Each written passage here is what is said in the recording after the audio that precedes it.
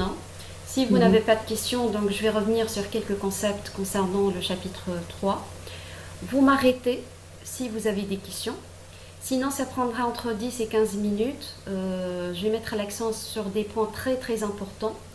Par la suite, je vous laisserai le temps de reprendre tout ceci à tête reposée sur vos machines ou bien sur vos tablettes et ou smartphones. Ok? D'accord, madame. D'accord. Alors, je vais par contre revenir à la section script pour rappeler que l'intégration d'un script ou bien du code de JavaScript passe soit via son intégration directe dans le code HTML, donc tel que l'exemple suivant, donc on a début script, fin script, ou bien dans un fichier externe et par l'intégration d'une petite balise qui s'appelle script dans le head ou le body pour indiquer qu'il y a un fichier externe là où il y a le code en question. Donc dans l'activité 3.1, elle présente quelques exemples d'exercices pour s'entraîner à faire ça. Parce que parfois, on peut se limiter à ajouter quelques exemples de code dans les balises HTML et c'est suffisant. Nous allons voir ça aujourd'hui à travers les applications. Et parfois, quand il y a des fonctions et du code un peu plus sophistiqué, par exemple l'utilisation des fonctions, là, il faut passer de préférence par un fichier externe. C'est bon? Oui, madame. Ok. Voilà. Maintenant, concernant la suite du cours, donc les variables, les tableaux, les objets, les opérateurs, c'est un langage qui est similaire au langage Java, langage C aussi. Donc là, je vous apprends absolument rien. Vous connaissez la structure conditionnelle, les structures répétitives avec la boucle for, la boucle while, les fonctions, l'écriture d'une fonction. Ça, je l'ai ajouté récemment. Là, je vous apprends rien. Déjà, vous avez un très bon niveau en algorithmique et atelier de programmation. Donc, on ne va pas faire des exercices sur ça, sur l'algorithmique. Par contre, j'ai ajouté 2 sections pour vous expliquer comment procède JavaScript dans sa dernière version pour rendre des balises HTML dynamiques. Alors là, je vais commencer donc l'explication. Tout se fait à travers ce qu'on appelle le Document Object Model, ou bien le DOM, très populaire dans le langage JavaScript. Ce DOM, il est reconnu par pratiquement tous les navigateurs sur Internet. Donc le contenu, sa structure, sa hiérarchie. Donc maintenant, c'est une routine de parler de DOM dans la programmation web. On ne peut pas développer du web sans passer par là. Alors, je vous rappelle ici que avant, avec les règles CSS, on faisait ça aussi.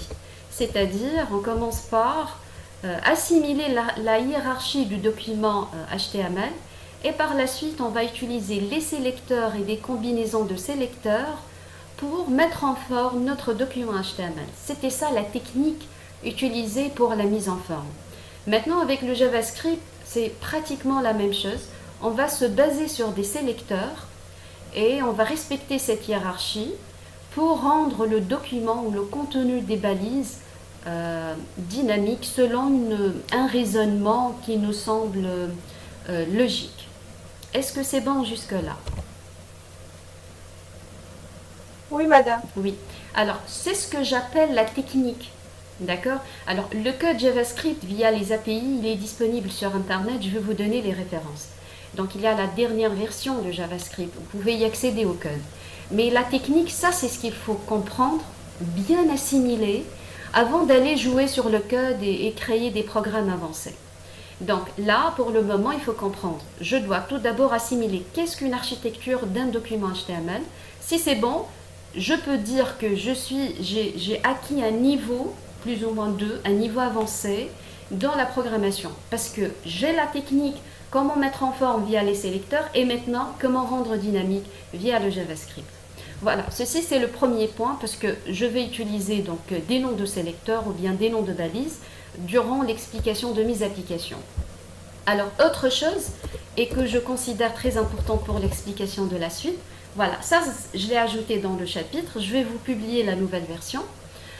Le Browser Object Model, en fait, là c'est un ensemble d'objets qui sont reconnus par tous les navigateurs et qu'on va utiliser pour rendre notre site web dynamique. En fait, ceci ressemble un petit peu aux classes que vous utilisez dans le framework.net. Je ne sais pas si vous êtes en avance dans le cours EDBD, mais c'est un peu la même chose. Vous avez les classes connection, parameter, etc., data reader, etc. Ce sont des classes que vous utilisez pour connecter des interfaces graphiques ou des formulaires à une base de données. Alors ici, c'est la même chose. Mais là, c'est le open source pour faire de la programmation. C'est-à-dire, ce sont des classes, ce sont des objets qui, dans le code est prédéfini, il englobe un ensemble de propriétés, il englobe un ensemble de méthodes, donc qu'on va exploiter pour faire de la programmation web. Voilà.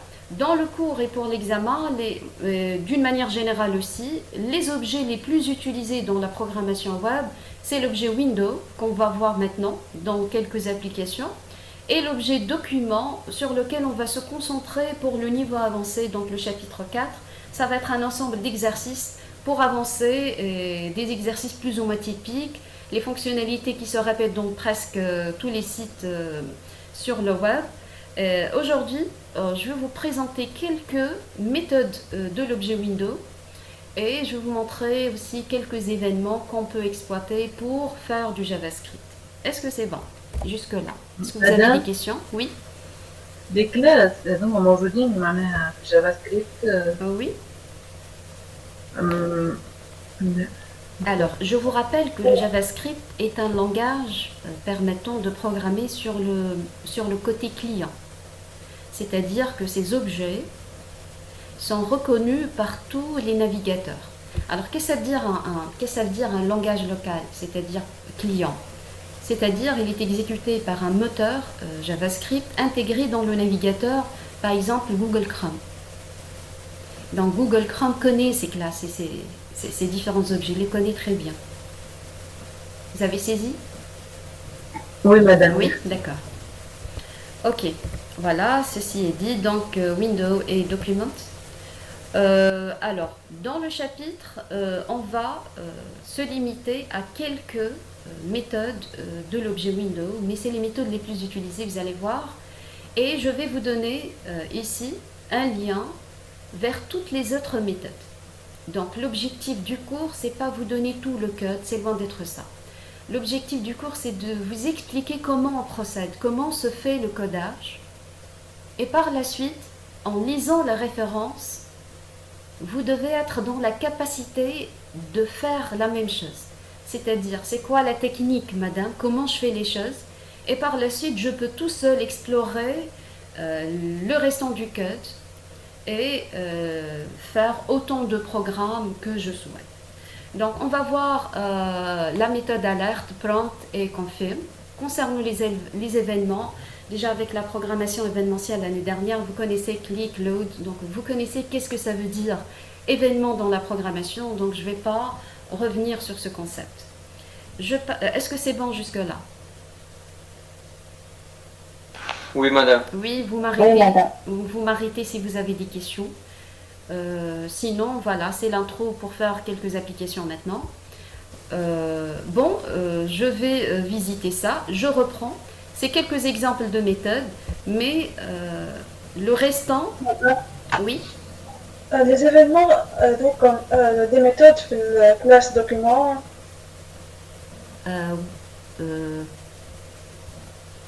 C'est la classe Windows. Les événements glotaniers. Que ce soit Windows ou document. Ouais. Alors, ça c'est un objet, ce sont des objets. Ça, Windows c'est un objet. Et en click, load, etc., c'est des événements. Comme l'événement en click, focus, load, etc. C'est bon? Donc, pour les objets, là j'ai choisi l'objet. Est-ce que vous visualisez le Google Chrome? Oui, madame. C'est bon, j'ai partagé donc tout l'écran. Voilà. Alors ici, n'hésitez pas à parcourir ça au moins une fois pour voir la référence. Ça, c'est la référence des nouveautés concernant JavaScript et il englobe donc toutes les méthodes de l'objet Windows et avec des exemples d'utilisation, le code que vous pouvez exploiter dans des applications différentes. Ok. Concernant les événements, donc là je me limite à 3 pour faire mes applications. Concernant les événements, donc on va prendre quelques exemples aujourd'hui, mais vous avez dans la référence tous les événements, vous pouvez les voir. C'est des liens hypertextes vers des exemples explicatifs. Donc il suffit d'avoir l'idée, l'exercice, ensuite aller chercher dans notre référence les nouveautés concernant les événements. Alors pour l'examen, parce que vous voyez, il y a des centaines de méthodes et des centaines d'événements, donc on va se limiter à ce qu'on a vu au niveau du cours et à ce qu'on a fait au niveau des exercices de TP. D'accord ? D'accord, madame. Parce que l'idée, c'est pas d'apprendre le code par cœur, l'idée c'est d'apprendre par cœur la technique de programmation en utilisant JavaScript, c'est ça l'idée. Tout ça, il y aura aussi un petit QCM pour vous rappeler un peu JavaScript, c'est quoi son utilité, qu'est-ce qu'un objet JavaScript et qu'est-ce qu'un événement dans JavaScript. Tout ça, il faut vraiment bien assimiler et l'avoir en tête. Voilà, je passe à quelques exemples ici. Alors, le premier exemple traite l'événement en clic et l'utilisation de Window Alert. Alert permet d'afficher un message. C'est pas forcément un message d'erreur, mais c'est un message. Une petite fenêtre dans la mise en forme dépend du navigateur. Dans la mise en forme dépend du navigateur et on peut dedans afficher ce qu'on veut. Donc je vais vous montrer ça directement dans CodePen. Alors n'hésitez pas à lancer vos tests. C'est pratique sur tablette, sur smartphone aussi. Alors l'idée ici, c'est quand on clique, ce sont 3 boutons. L'idée, c'est quand on clique sur un bouton, il y a une fenêtre qui s'affiche indiquant la couleur du bouton. Donc là, une page qui s'affiche, une petite fenêtre qui s'affiche et la couleur du bouton bleu. Donc, même chose pour rouge. En cliquant, donc il y a un truc qui arrive. Est-ce que c'est bon pour l'énoncé? Madame? Oui? Ben, c'est bon, elle est juste en train de l'exercice, juste une question. Ok. D'accord, donc on revient. Alors ici, qu'est-ce que je suis en train de faire? Je suis en train d'ajouter du code JavaScript dans mon code HTML. Ça, c'est une première méthode possible. Quand c'est simple à faire, quand il s'agit juste d'une petite alerte ou d'un petit message à afficher, c'est possible d'intégrer ceci dans le code. Donc, vous avez votre bouton. Le bouton, il a un ID bleu, je l'ai utilisé dans CSS pour donner des couleurs au background de mes boutons. Par la suite, ici, l'événement, il s'appelle en clic. Donc, il y en a plusieurs événements. Donc, quand on clique sur le bouton, égal, et il y a entre guillemets ici, c'est ce qui va être, tout ceci, c'est ce qui va être exécuté par le moteur JavaScript. Donc, l'objet window, la méthode alerte, et la méthode alerte va afficher du texte, c'est le contenu du texte. On appelle ça intégrer du code JavaScript dans des balises HTML. L'exercice, l'objectif, c'est utiliser des événements, exemple en clic, et utiliser une méthode de l'objet window JavaScript. Est-ce que c'est bon pour cet exercice? Madame? Oui, madame. كي تستعمل الميثود هذيا من غير ما تعيط دي ليان اكسترن ولا معناها من غير ما في اللونتي ما تحط حتى شيء. Alors ici j'ai rien fait, oui. C'est-à-dire. طيب معناها انت كان عم فما هي ما هو فما هذه فوق وكل ما تحب ما تعيطش السكريبت. Oui, j'ai rien mis. C'est-à-dire le head et HTML et tout ça. Vous parlez de ça? اي احنا مسيسين كي نعملوا جافا سكريبت معناها في الهيد باش تعيط السكريبت. Oui. هنا ما فماش. Oui, c'est ça l'idée. أيوة. C'est ça l'idée de l'exercice. Voilà, je confirme. Alors ici, c'est juste du code JavaScript intégré dans le code HTML, dans la balise button. Donc c'est justement une première méthode pour intégrer du code JavaScript dans un document HTML pour le rendre dynamique. Donc là, c'est la première méthode. Donc on va voir les autres méthodes dans la deuxième et la troisième application. Je passe? Ah, c'est bon. Ok, c'est bien. Voilà, ça c'est la première. Maintenant, je vous dis, donc je vais vous présenter encore deux et je vous laisserai tester ça sur vos machines ou smartphones. Essayez de faire ça, de le lire à tête reposée, et de s'entraîner sur ça, changer un peu, parce que dans CodePen, vous pouvez changer le code source de ce que vous visualisez. C'est ce que j'étais en train de faire ici. Alors, vous pouvez jouer sur ça, d'accord, sur le local, bien sûr, et vous pouvez tester l'impact dans la visualisation ici. Donc, n'hésitez pas à vous entraîner, surtout dans cette partie.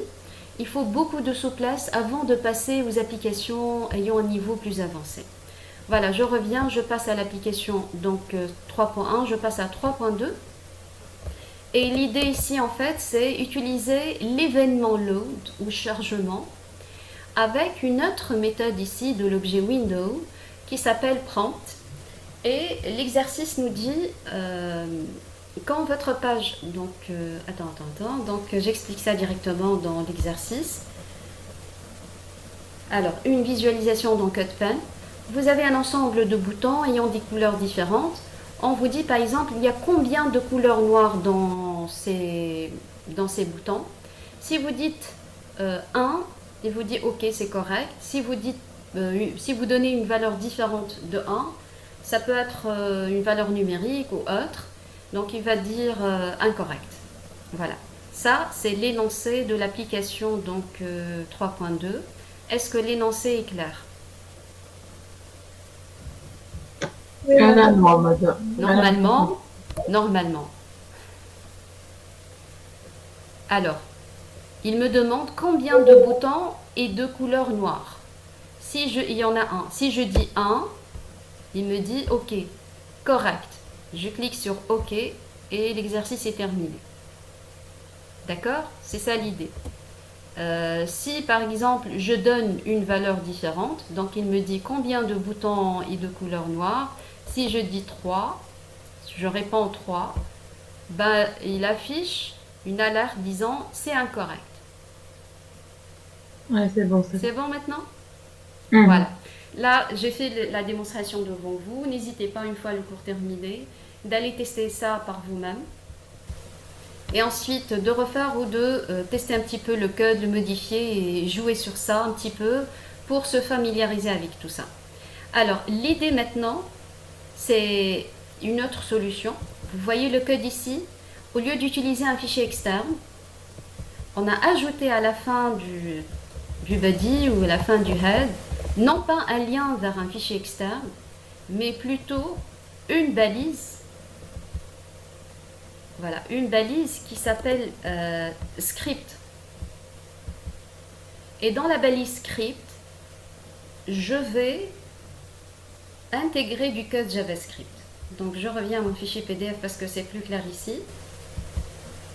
Alors, dans le code HTML, je n'ai pas encore créé de fichier externe. Donc on va le faire après. Mais là, je suis en train de vous montrer que comme c'est le cas du CSS, avec du JavaScript aussi, on peut jouer sur le code. Dans le code HTML, on peut ajouter ce qu'on veut. Voilà, le code ici, c'est, ou bien l'idée de l'exercice, c'est ajouter la méthode, donc prompt, et qui diffère par rapport à l'autre méthode, alerte, c'est qu'elle lit, elle saisit, donc il y a des lectures. Elle affiche un message, c'est combien de boutons et de couleurs noires par exemple, mais accepte, lit une valeur en retour. Donc l'utilisateur va saisir quelque chose après avoir lu le message affiché. C'est bon jusque-là? مادام البلاغ شغالة ما قلنا فماش كتيب سي بون. C'est bon? Ouais. Ok. Concernant le type, donc là, c'est une chaîne de caractères, puisqu'il y a l'affectation du résultat de tout ça. Donc, window prend, retourne, enfin, c'est une fonction qui retourne la valeur saisie par l'utilisateur. Alors toute cette ligne indique ou bien retourne une valeur. Cette valeur sera affectée dans ma variable. JavaScript est faiblement typé, donc la variable est déclarée au moment de l'affectation. Donc par la suite, il y a une structure conditionnelle que vous connaissez très très bien. Donc si la variable elle est égale à 1, donc on va afficher donc window alert correct. Sinon, on va afficher incorrect. Alors maintenant, quand est-ce que ce code JavaScript sera exécuté?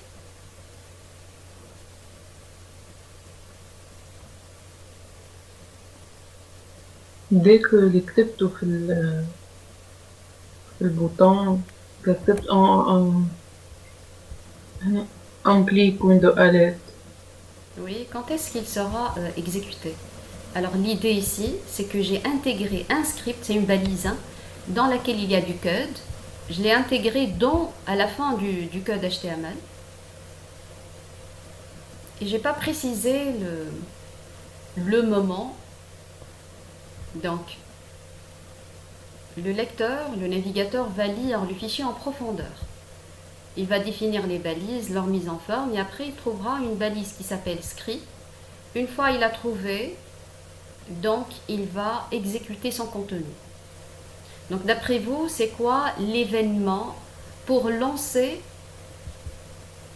la question? Est-ce qu'il y a un événement particulier? Le clic sur le bouton. Non, il n'y a pas de clic dans le code HTML, donc je clique sur rien du tout. Je fais quoi par contre?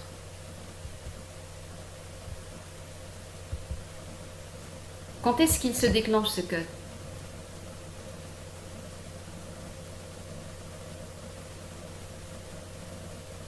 كي تكتب nombre.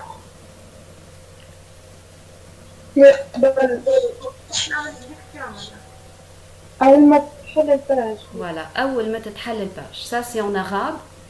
Maintenant c'est correct. Utilisez un mot technique. Comment traduire أول ما تتحل الباج? Window.load.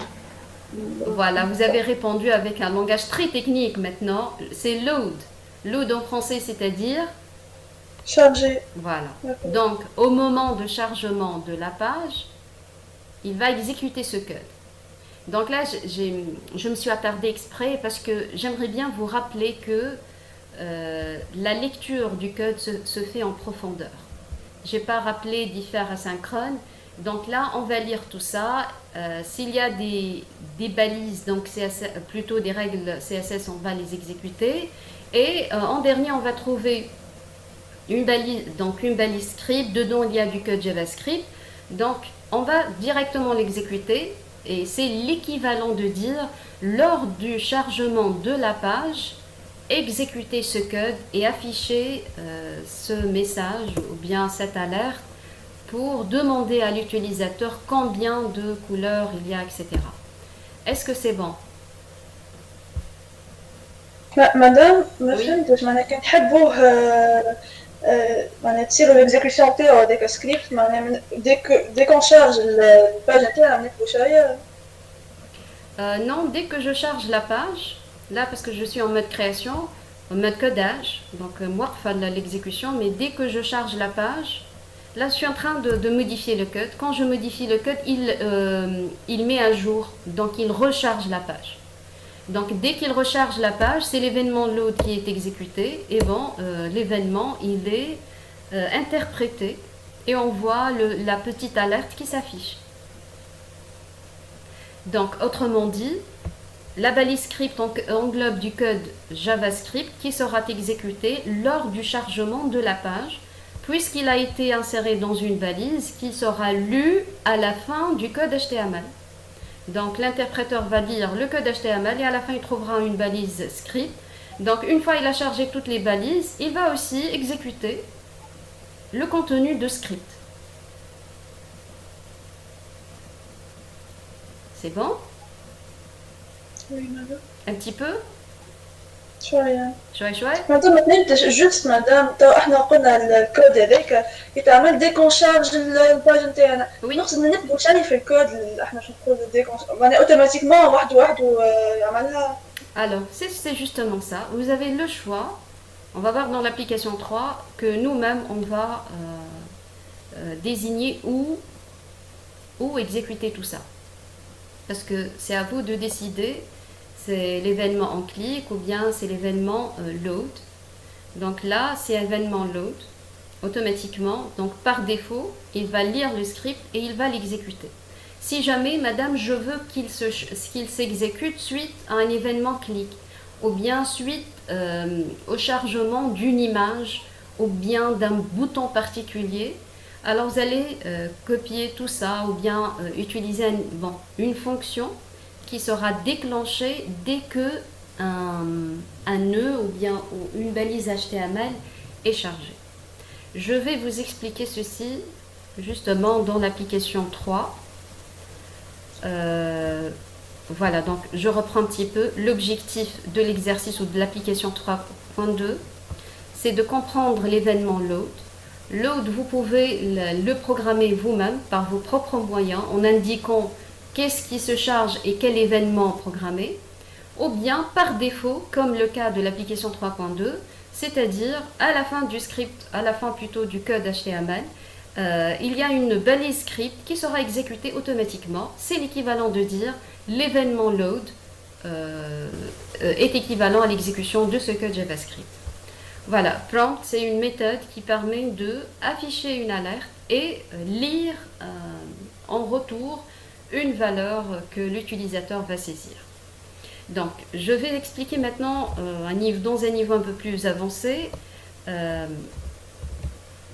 dans un autre exemple. Dans l'événement clic, ça peut être load aussi. Alors, l'idée de la dernière application, c'est de demander, suite au clic sur un bouton, c'est un bouton quitter, si l'utilisateur souhaite quitter la fenêtre. Si oui, donc on va lui dire au revoir, sinon on va lui dire c'est un bon choix. Je vais expliquer l'énoncé directement dans CodePen.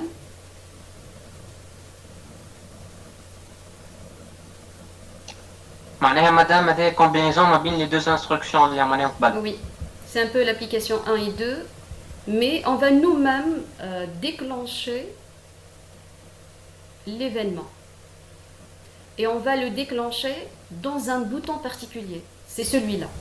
Donc ici, j'ai ajouté un bouton, je l'ai appelé quitter. Et en cliquant sur quitter, il me dit, voilà la fenêtre qui s'affiche, voulez-vous quitter? Ben, si je clique sur annuler, il va dire bonjour. Si je clique sur OK, il va dire donc au revoir et il va fermer la fenêtre. C'est bon pour l'énoncé de l'application? Oui, madame. Oui, d'accord. Alors, Oui, madame. oui, alors l'idée maintenant, c'est de créer un fichier séparé, un fichier JavaScript. Donc ici, à gauche, vous allez voir que, et je vais noter ça, je vais saisir mon code dans l'onglet JavaScript. Dans le code HTML, donc je vais juste programmer, je vais réduire ça, je vais programmer le déclenchement de l'événement. Donc l'événement, il est déclenché dans le bouton quitter. Donc je dis sans, je cherche le bouton quitter. Voilà, ça c'est mon bouton quitter. Je ne sais pas si vous arrivez à bien visualiser tout ça. Ça devient énorme. Ok, je reprends. Voilà le bouton quitter. Et voilà mon événement. Alors, je ne vais pas saisir du code JavaScript ici, mais je vais faire appel à une fonction qui s'appelle ma fonction et qui n'a pas d'argument. C'est bon jusque-là? Oui, madame. Voilà, le fait de cliquer sur... C'est bon. Le fait de cliquer sur le bouton quitter me permet de faire appel ici à une fonction. Alors le code de la fonction, et vous êtes très habitué avec les fonctions, donc elle est très très simple. dans un fichier externe. Là, je travaille dans CodePen, donc je n'ai pas besoin de faire la référence puisque c'est du codage en direct. Mais si c'est ce que vous allez faire dans l'activité du TP, si c'était brackets par exemple, il faut créer un fichier JavaScript, un fichier HTML, et dans le fichier HTML, faire la référence vers le fichier JavaScript. Mais là, c'est encore plus simple parce que je code directement et l'appel, il est fait implicitement. Donc, ma fonction, je vais l'expliquer dans le PDF parce que c'est plus lisible. Alors, concernant ma fonction, ok, alors la méthode confirme, c'est comme la méthode alerte, elle permet de afficher un message et lire un retour. La différence entre confirme et prompt, c'est que confirme reçoit soit la valeur OK ou true, soit la valeur false. Donc si c'est OK, donc c'est true, si c'est annulé, donc c'est false. Est-ce que c'est bon ça? Oui, madame. Okay. Oui, madame. Voilà, donc je pense que vous connaissez un petit peu tout ça en Java. Donc voilà, dans ma variable, on va affecter le résultat de la méthode confirme de l'objet window avec le message voulez-vous quitter. Alors si l'utilisateur clique sur OK, donc ma variable c'est true, je vais faire ça. Donc afficher une alerte au revoir et fermer la fenêtre. Sinon, on va afficher donc une autre alerte bon choix. Voilà. Est-ce que vous avez des questions sur ça? Madame, Oui. j'avais juste une question. Oui. في l'activité 3.2 لو كان الكود اللي حاطيناه في سكريبت حطيته في فيشي واحد اخر معناها في فيشي جافا سكريبت وحده معناها اكسترن كيفاش باش نعيط له؟ Il faut passer par une fonction, obligatoirement.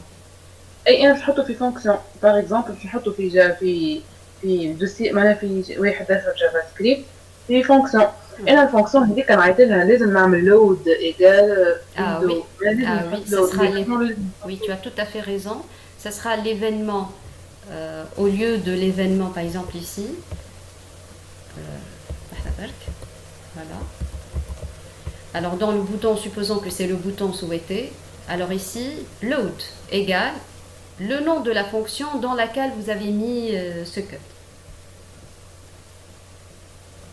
D'accord. Ok. Et il y en a beaucoup d'événements qu'on peut programmer en clic, load, focus, etc. Il y en a plein. Je vous ai donné la référence. N'hésitez pas à jeter un coup d'œil et faites-le, c'est-à-dire modifier le code et tester qu'est-ce que ça donne.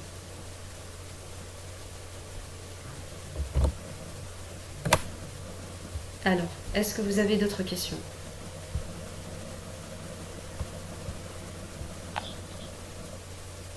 Non, madame, c'est bon. C'est bon ce que je vous... les autres? Non, madame. Non, madame. Ok. Donc, si vous avez des questions, n'hésitez pas, il nous reste un peu de temps. Sinon, alors, à ce niveau, il faut faire quelques activités pratiques avant de passer aux exercices plus poussés en JavaScript. C'est-à-dire, je vous recommande fortement d'aller faire l'activité 3.1 que je vais déposer maintenant avant d'aller plus loin dans le cours. C'est-à-dire, il faut s'habituer un petit peu avec l'intégration du code dans le HTML. Qu'est-ce que ça veut dire le DOM?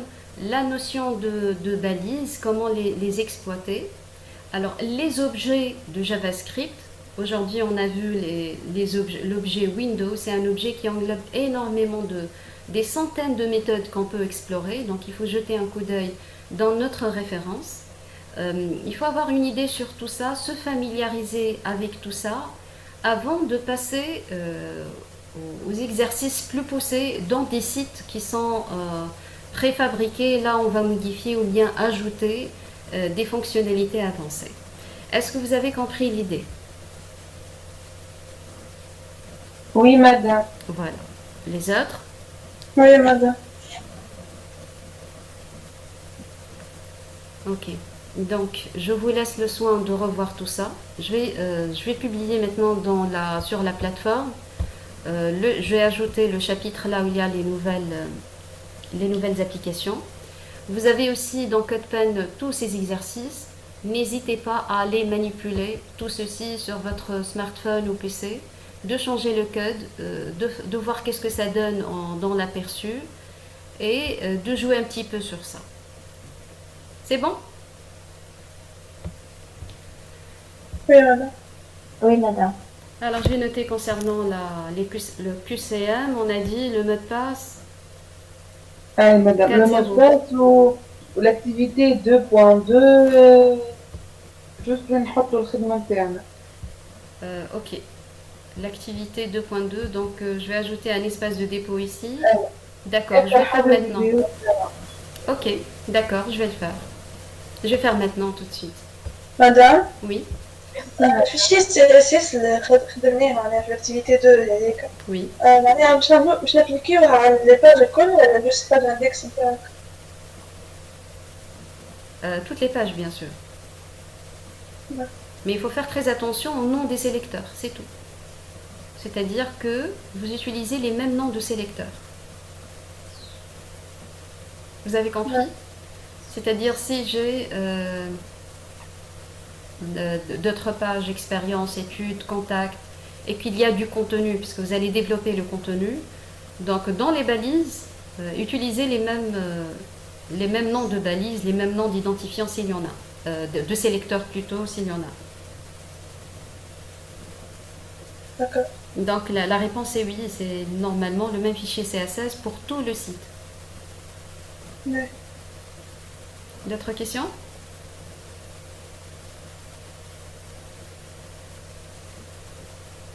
Alors, tout va bien? C'est bon? Oui, madame. Merci. Ok, Oui, je vous madame. remercie à mon tour. Bon courage pour la suite. Donc, Merci, madame. Voilà, Merci, je madame. sais que c'est pas facile, mais je vous encourage, tenez le coup. C'est vrai que c'est dur, mais essayez d'avancer. Ça va nous alléger par la suite la tâche pour le rentrée. Donc, profitez de ce temps pour faire plusieurs manipulations machine. N'hésitez pas à avancer sur les activités. Donc, ça vous fera vraiment avancer dans la programmation web. Et n'hésitez pas à être soyez originaux dans la création. Mettez de vous-même dans vos CV ou dans vos sites et essayez d'être créatif. Voilà, c'est ça l'idée. Ça vous aidera à aimer ce que vous faites et à avancer plus rapidement sur ce que vous faites. C'est bon? Est-ce que tout va bien? Oui, madame. Merci. Oui, Voilà. madame, merci. Très bien, merci à vous. J'ai enregistré ça. Je vais vous envoyer l'URL de cette discussion si vous avez oublié ou s'il y a des absents. Donc, ils peuvent suivre tout ce qu'on a fait aujourd'hui. Ok? Oui, madame. Ok. Alors, je vous dis bon courage et bonne journée. Merci, madame. Merci à vous. C'est moi. Merci, madame. Merci, c'est moi. Taïba. Chez Taïba, à vous-même.